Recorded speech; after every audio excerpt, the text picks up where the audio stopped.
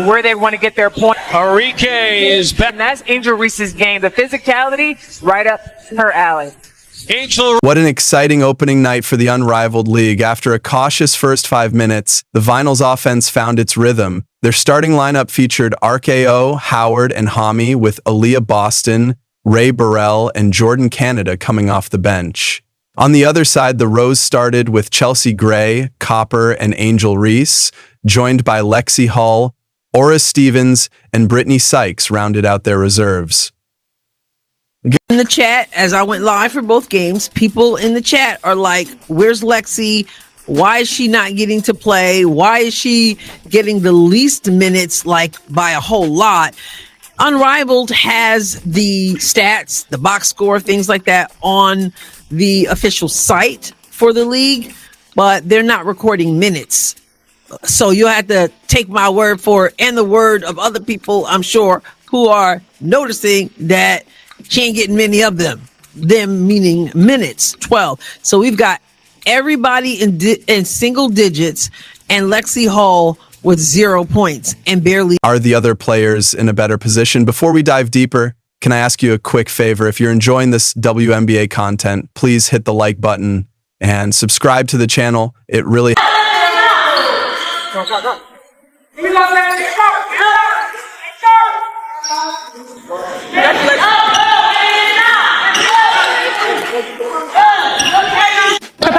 You can name that something.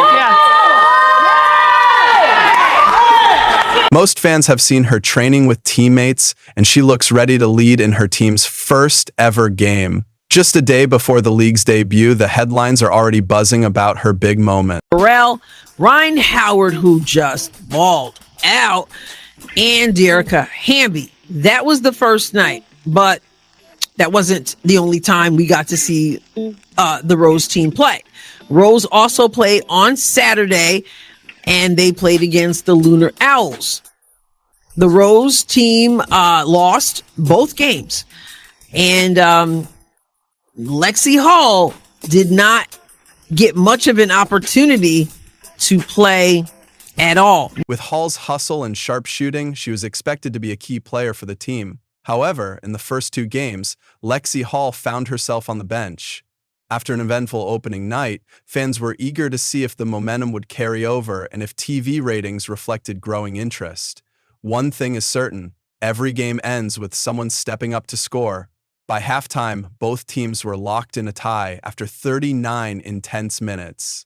We made the compost, but the third quarter was all about the Hoyam. Howard and Hami took charge, sparking a massive 29-8 run in just the first 4 minutes. Howard alone poured in 11 points, maintaining a fast pace and taking smart, high-percentage shots. The third quarter ended with the Vinyl leading the Rose 67-55, closing in on the winning score of 78. Despite strong efforts from Rose players Reese, Gray, and Kalia Copper, who all hit double figures, Howard's dominant performance on both ends of the floor proved too much for the Rose to handle. The lead is 7. 15 for Hamby. Bounce feed to Copper, falling away. Kalia Cop battle of the wings. I'm telling you, folks, we need some barbecue sauce. Rose needs stops. Howard may have gotten away with a backcourt. Ball don't. So a chance for Rose to tie or take the lead. Gray wants the lead for it. Copper, 3. The final period turned into a strategic battle. Both teams used frequent stoppages to adjust their lineups and tactics. With countless fouls called, much of the scoring came from the free throw line. Word on the back door. They'll take the 2 in the air. The Rose made a late push, trimming the lead to 73-71 in the final moments. Lexie Hull stepped up off the bench, bringing energy on both ends of the floor, something Fever fans know her for. She capped her performance with 3 points, making her presence felt when it mattered most.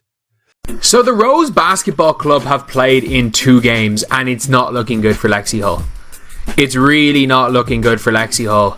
Like, I don't know. Imagine going from Christy Sides coaching, where she doesn't really want to play you, and no matter what you do on the court, it doesn't matter because your coach doesn't want to play you.